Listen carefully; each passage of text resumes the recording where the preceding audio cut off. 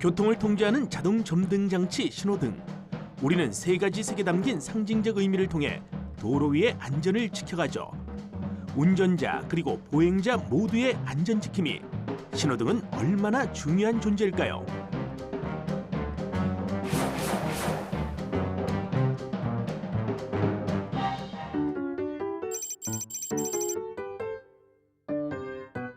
신호등이 없는 세상, 우리는 아마 이런 세상에서 살지도 모릅니다. 차를 타고 집으로 귀가하던 병욱 씨. 그런데 이때 도로 위로 불쑥 나타난 보행자. 오, 깜짝이야. 귀에는 이어폰, 손에는 휴대전화. 미처 차량을 발견하지 못한 탓에 자칫 큰 사고로 이어질 뻔했네요. 괜찮으세요? 아니, 차가 이렇게 막 다니는 데에서 갑자기 튀어나오시면 어떡해요. 사고 날 뻔했잖아요. 아니 저기요. 도로에서는 서행하셔야죠. 전방 주시도 하시고요. 그쪽 때문에 제가 다칠 뻔했잖아요. 아니, 아무리 사람이 먼저라지만 차가 쌩쌩 달리는 곳에서는 같이 조심해야 되는 거 아니에요? 갑자기 튀어나오시면 어떡해요. 아 됐어요. 그냥 가세요. 늘 위험이 도사리고 있는 도로 위. 이럴 때 교통 질서를 지시해 줄 수 있는 그런 물건 어디 없나? 안전을 위한 교통 지시 장치가 절실한 순간이죠. 여기서 잠깐!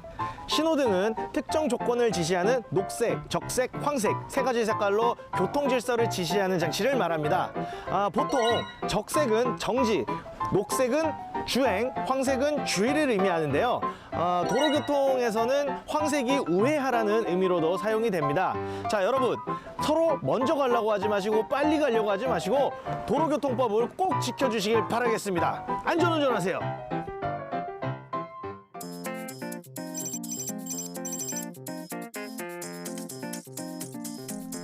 집에 무사히 도착하기 전까진 안심할 수 없는데요. 이때 교차로에 진입하는 두 차량. 저 차보다 내가 먼저 진입했으니까 먼저 지나가도 되겠지? 오! 아, 뭐야. 들어오겠다는 거야, 뭐 기다리겠다는 거야. 가도 되겠지? 오! 오! 신호등이 없는 도로. 결국 또 한 번 위기가 찾아오네요. 아니, 아저씨, 눈을 어디다 달고 다니시는 거예요? 제가 먼저 진입했잖아요. 들어오실 거면 깜빡이를 켜셔야죠. 아, 오늘 왜 이래? 이러다 큰 사고만 나겠는데? 주행과 정지의 신호가 따로 없으니 운전자들의 판단이 곧 도로교통이 되어버리는 상황. 신호등이 없는 세상에서 우리의 하루는 결코 무사할 수 없을 것 같네요. 여러분, 신호등은 1868년 영국 런던에서 처음 등장했죠. 당시에는 가스를 활용한 수동식 신호등이었다고 해요. 오늘날과 같은 삼색 수동식 신호등은 1918년 미국에서 등장했죠. 하지만 당시의 신호등은 지금과 표시 방법이 다르다는 사실. 녹색은 좌우로 주행, 황색은 직진만, 적색은 정지였다고 하네요. 본래는 교통체증을 피하기 위해 만든 장치로 이용됐지만 안전한 교통 질서를 유지하기 위한 대표 장치로 거듭난 신호등. 모두들 법규 잘 지키시고 안전운전하세요.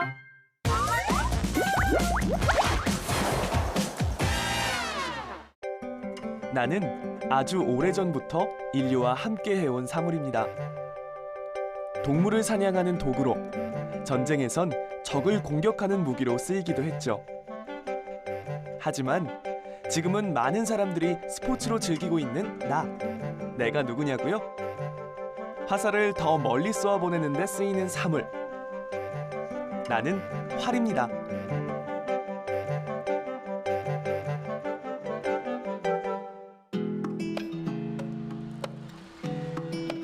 이곳은 나의 오래된 역사를 한눈에 볼 수 있는 곳, 활박물관입니다.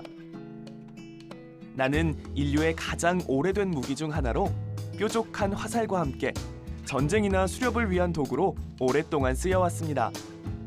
활이라는 무기는 멀리 떨어진 사냥감이나 적에게 공격을 하기 위한 원거리 무기인데요. 신석시대 사람들이 활을 썼고 그때 당연히 석기시대니까 돌촉을 갈아가지고 만든 화살촉으로다가 사용한 것이 활의 기원입니다. 기마민족이 지배했던 한반도에서도 삼국시대를 거쳐 조선시대까지 나의 활약은 거침이 없었죠. 활에 대해 기록된 책에 의하면 활과 활쏘아는 한국의 고유어이며 화살이란 말도 활쏘아에서 유래한 것으로 추정하고 있습니다. 한편 나는 수렵이나 전투 외에 각종 의식이나 심신수련을 위해서도 쓰였고 용도나 모양, 재질 등에 따라 여러 종류로 나뉘지만 그 중에서도 각궁은 한국 고유의 활로 잘 알려져 있습니다. 우리나라 활은 각궁이라고 하는데요. 뿔 각자를 써서 각궁이고요. 그 뿔 중에서도 여러 뿔이 있지만은 가장 탄력이 좋고 재료가 긴 물소뿔을 사용했기 때문에 각궁이라고 합니다.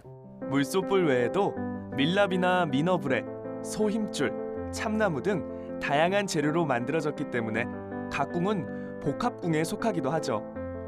둥그스름한 몸체가 잘 휘어지도록 만들어야 하는 각궁은 만드는 데 드는 시간도 길고 방법도 까다로웠다고 하는데요. 그래서일까요?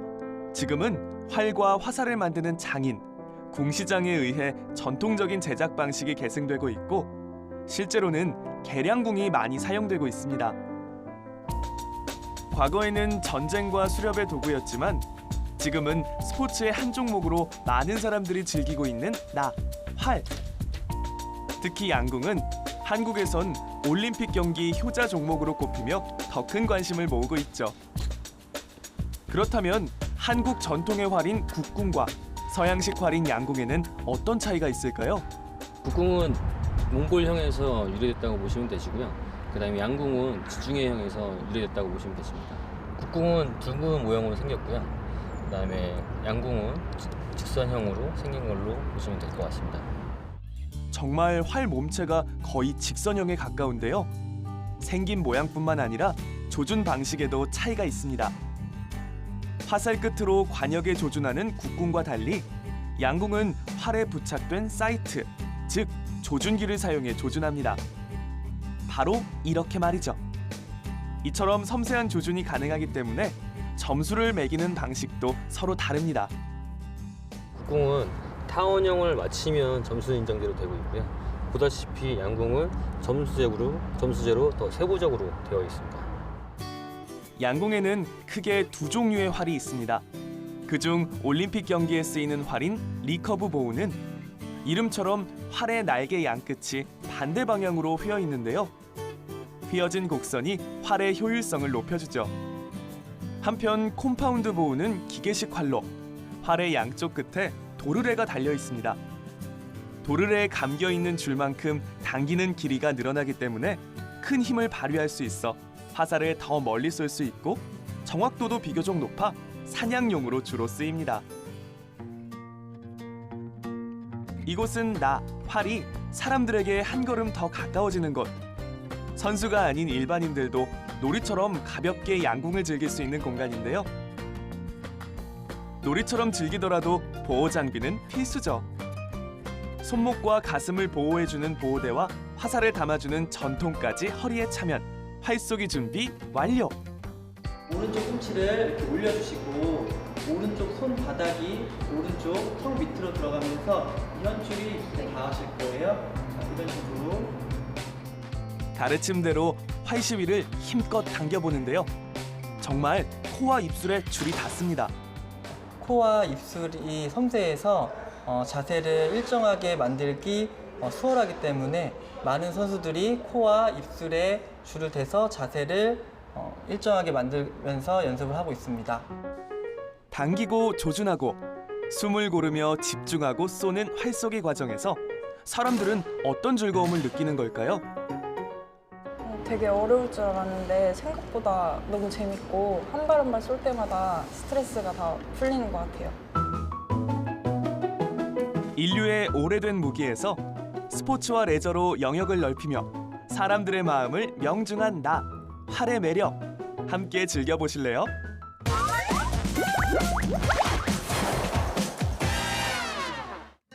안녕하세요. 백초미션에 도전하는 띵뷰 조은영입니다. 제가 좀 독특한 장비를 착용하고 있죠? 맞아요. 바로 양궁이 이번 주제인데요. 양궁에 숨어있는 과학적인 원리가 뭔지 지금부터 한번 살펴보도록 할게요. 백초미션 도전! 양궁에서 화살이 어떤 원리로 멀리까지 날아갈 수 있게 되는 걸까요? 그 답은 물리학의 운동 에너지로 설명을 할 수가 있는데요. 궁사가 이렇게 활시위를 당기게 되면 활시위의 외력이 저장이 되고요. 구부러진 활에는 탄력이 생깁니다. 자, 이 상태에서 활시위를 놓게 되면요. 탄력이 활시위에 전해지는 동시에 활시위에 있던 그 외력이 화살에 실려서 맨손으로 그냥 화살을 던지는 것보다 더 훨씬 더 멀리 날아갈 수 있게 되는 거죠. 자, 다음은 궁사의 패러독스 현상에 대해서 알려드릴 건데요. 궁사가 쏜 화살은 어떤 모습으로 날아갈까요? 그냥 생각해 봤을 때 일직선으로 반듯하게 비행을 할 거라고 생각하지만 실제로는 물고기가 헤엄치듯이 위아래로 좌우로 흔들리면서 움직인다고 해요. 자, 화살에서요. 강한 힘을 받게 되는 뒤쪽이 화살촉 때문에 무게중심이 쏠린 앞쪽보다 앞으로 나아가려는 성향 때문에 진동이 생기면서 이렇게 흔들리게 되는 건데요. 바로 이것이 궁사의 패러독스 현상이라고 말을 하고요. 아무래도 이 화살이 흔들리게 되면 명중률이 낮아지잖아요. 명중률을 높이기 위해서라도 궁사의 패러독스 현상을 좀 잘 잡아줄 필요가 있습니다. 그 역할을 해주는 게 이 화살 뒤쪽에 있는 화살 깃이에요. 즉 화살 깃이 회전을 하면서 이 지금 화살이 흔들리는 걸 좀 잡아주게 되는 거거든요. 바로 팽이가 회전을 할 때 안정적인 상태를 유지를 하는 게 같은 원리라고 할 수가 있죠. 이거를 자이로 효과라고 하는데요. 그 덕분에 화살이 좀 안정적으로 비교적 관역까지 날아가서 명중을 할 수 있는 겁니다. 네, 지금까지 양궁에 숨어있던 과학적인 원리에 대해서 살펴봤고요. 저는 띵뷰 조은영이었습니다.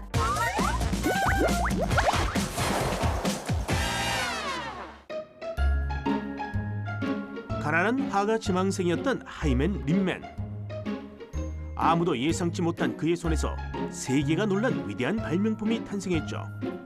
과연 림맨에게는 어떤 이야기가 숨겨져 있는 걸까요?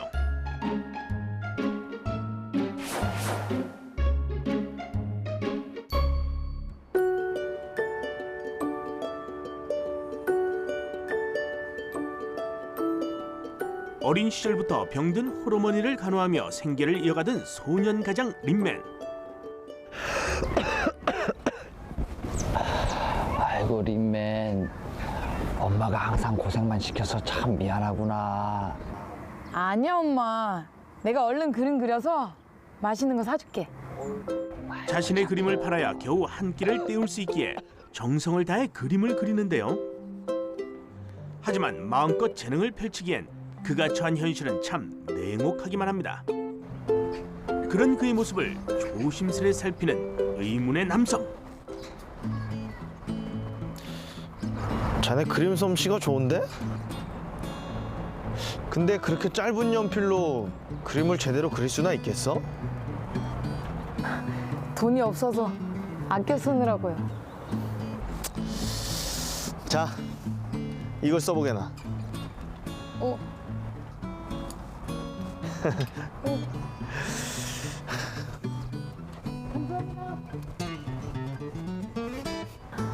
이거라면 10장도 그리겠는걸?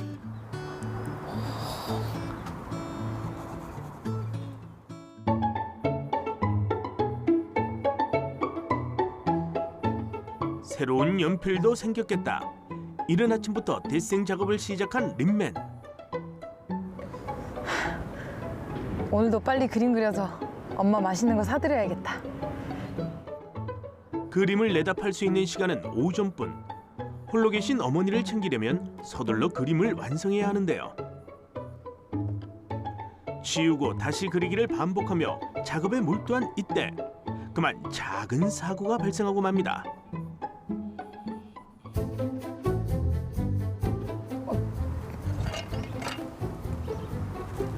지우개가 어디 갔지?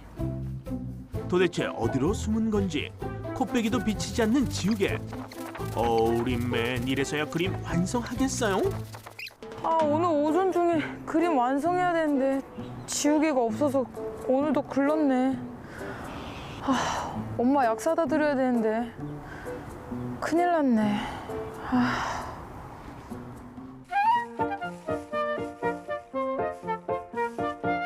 다음 날 만반의 준비를 해온 그. 이렇게 하면 지우개 잃어버릴 일 절대 없을 거야. 역시 난 똑똑해. 쟤 문제 없다고. 종종 지우개를 잃어버리는 탓에 이번엔 아예 연필에 동여매운 건데요. 덕분에 잃어버릴 일은 없지만 생각지도 못한 다른 문제가 발생하고 맙니다.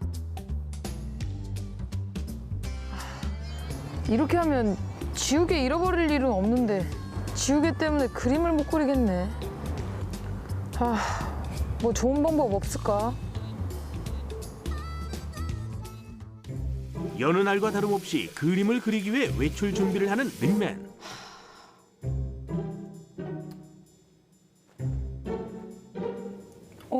잠깐만.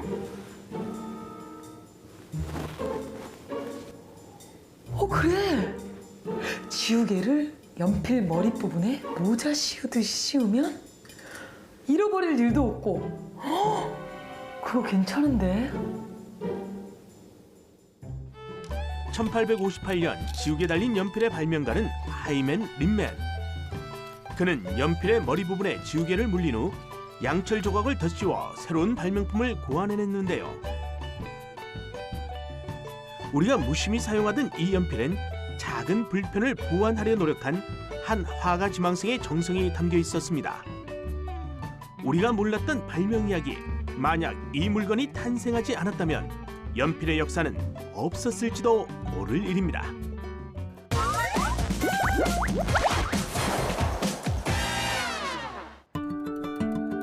햇살이 따갑게 내리쬐는 날이나 흰눈이 소복하게 내리는 날에도 사람들은 나를 찾습니다. 부드럽고 둥그스름한 모양과 고운 빛깔의 예쁜 장식으로 치장한 나. 내가 누구냐고요? 당신의 머리를 감싸주는 사물, 나는 모자입니다.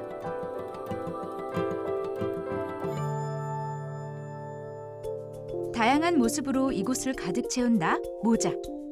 어림잡아도 좋기 수십 개는 될 것 같죠? 나 모자는 누구나 아는 것처럼 머리에 쓰는 물건인데요. 계절에 맞게 다양한 소재로 만들어져 추위나 더위를 막을 수 있는 것은 물론 격식이나 예의를 갖추는 데 쓰이기도 하죠.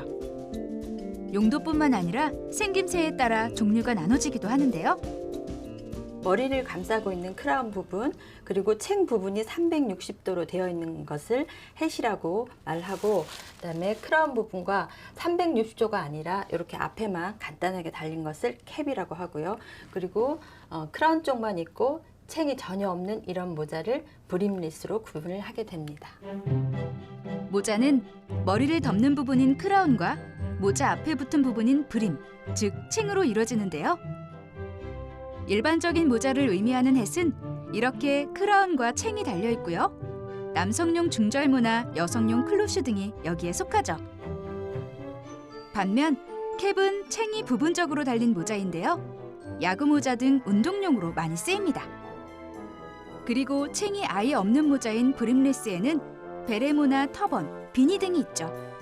이렇게 다양한 모자 중에서도 아시아인 최초로 모디스트, 즉 모자 장인이라는 칭호를 받은 셜리 천 씨의 초창기 작품은 무척 특별합니다. 일반적으로 이렇게 챙 큰 모자는 굉장히 무겁잖아요. 근데 저는 아주 가벼운 소재를 찾아서 적용을 했고, 또 챙이 크다 보면 챙이 아래로 떨어져요. 그래서 시선을 불편하게 만들거든요. 그것을 방지하기 위해서 제가 이 챙 끝에 와이어를 이렇게 넣어서 챙이 떨어지지 않도록 이 형태를 고정할 수 있도록 만든 이 기술이 대중에게 사랑을 받았던 거죠. 특히 뻣뻣한 광목 재질의 주름을 잡아 여성미를 더한 이 모자들은 그녀의 대표적인 작품이랍니다. 최근엔 디자인적인 측면을 강조한 모자들이 만들어지고 있는데요. 바로 이 녀석들은 디자인을 강조한 모자로 한눈에 봐도 무척 독특해 보이네요. 챙이나 머리를 덮는 크라운 부분이 없는 헤드피스인데요. 모자의 뼈대로 주로 쓰이는 재료인 철사로 만들어 모양이 독특하죠. 이 녀석은 앞뒤 구분 없이 쓰는 모자로 챙 일부가 조각나 있어 재밌는 느낌을 줍니다. 그렇다면 이런 모자들은 어떻게 만들어지는 걸까요? 천모자 같은 경우에는 패턴을 가지고 천을 재단해서 재봉해서 만드는 모자고요. 펠트 모자 같은 경우에는 한 판으로 되어 있는 펠트를 다림질해서 쉐입을 잡아가신다고 생각하시면 될 것 같아요. 천을 자르고 박음질에 만드는 천모자와는 달리 펠트 모자는 펠트에 뜨거운 증기를 쐬는 것부터 시작합니다. 다음은 원하는 모자 모양의 나무틀에 펠트를 씌우고 모양에 맞게 펠트를 늘려가면서 모자의 형태를 고정시켜줍니다. 그리고 다림질로 모자의 윗부분에 주름을 잡아주는데요. 정말 멋지게 변했죠? 어느 정도 모자의 모양이 고정되고 나면 층 부분을 잘라냅니다. 이제 끝부분까지 섬세하게 다듬어주면 제 모습이 갖춰지죠. 여기에 리본까지 두르면 더욱 완벽해지죠. 드디어 완성된 모자를 직접 써보는데요. 정말 예쁘죠? 그녀에게 모자가 특별한 이유가 있습니다. 이런 거 같은 경우에는 소재 면에서도 굉장히 다양하고 쉐입 면에서도 구애를 받지 않아서 그런 면에서 매력이 있다고 생각합니다. 사람이 머리에 쓰는 모자는 디자인만큼이나 기능도 중요한데요. 특별한 기능을 가진 모자 중에서도 헬멧은 사람의 머리를 충격이나 추락의 위험으로부터 보호하기 위한 모자죠. 그런데 이 헬멧은 일반적인 헬멧과는 모습이 조금 다릅니다. 어떤 헬멧인 걸까요? 사람 중심의 어떤 작업 현장에서 사람을 보호한다는 차원에서 저희 헬멧을 만들었습니다. 거리 제한 없이 영상이나 음성 신호를 보낼 수 있다는 것이 이 헬멧의 큰 특징입니다. 3월 인터넷이 접목된 이 스마트 헬멧엔 이렇게 무전기가 달려있어 실시간으로 음성을 주고받을 수 있고요. GPS가 내장된 카메라도 달려있어 영상과 위치 정보를 전송하는데요. 수집한 정보를 LTE 통신망에 실시간으로 전달하는 건 본체의 몫이죠. 그렇다면 이 스마트 헬멧을 어떻게 사용하는지 한번 살펴볼까요? 일단 거리가 떨어진 곳으로 움직이자 LTE 통신망과 웹을 거쳐 관제 PC의 이동 상황이 전해집니다. 현장에서는 어떨까요? 케이블에 문제가 생긴 것 같습니다. 확인이 필요합니다. 실제로 영상과 음성이 웹을 통해 실시간으로 전달됐는데요. 위치가 고정되어 있는 CCTV와 달리 이렇게 어디든 움직이며 상황을 전할 수 있어 현장 상황을 보다 정확하게 파악하고 대처하는 데 도움을 줄 수 있죠. 이를 위해 기술 개선이 필요했습니다. 실제로 LTE를 통해서 영상을 전송하게 되면 지연이 발생하는데 저희는 그 지연을 최소화시켰고요. 그래서 현장 상황을 실시간으로 공유하면서 작업을 진행할 수 있다는 것이 장점입니다. 추위와 더위로부터 사람들의 머리를 보호하고 멋과 개성을 더해주는 나, 모자. 앞으로도 많이 쓰이길 바랍니다.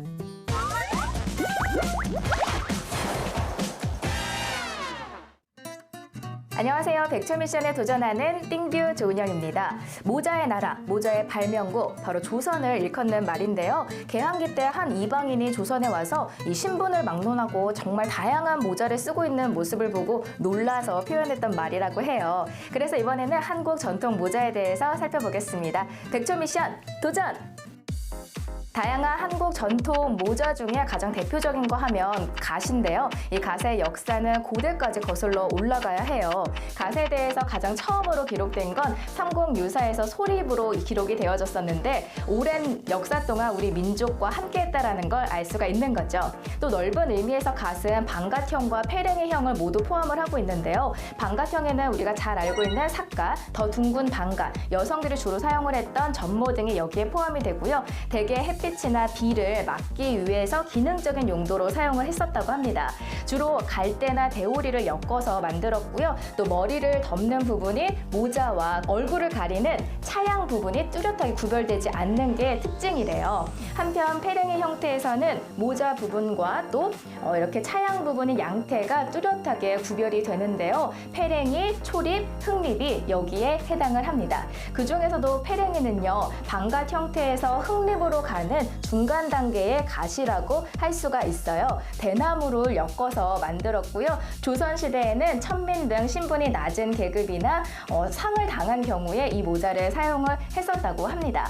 그리고 페랭이형 갓 중에 흑립이 좀 우리가 잘 알고 있는 일반적인 갓의 모습인데요. 조선시대 성인 남성이 사용했던 관모를 일컫는다라고 하면 아실 거고요. 또 갓은 서민이나 사대부 등 물론 두루 사용이 됐었는데 이게 평상시에는 외출은 물론이고요. 방에서도 심지어 사용을 했었대요. 그리고 주로 검은색이고 말총, 말의 꼬리 부분을 이용해서 만들었습니다. 의례를 중요시했던 당시 상황이어서 사회적인 권위나 그런 신분 등을 나타내는 상징적인 의미를 담기도 했다고 해요. 아이고 착하다 우리 딸. 아이고. 아, 안 돼. 지우개 하나 못 챙겼네. 자, 걸음이 느린 아이처럼. 처음부터요? 처음부터. 아, 삼색 수동식 신호등.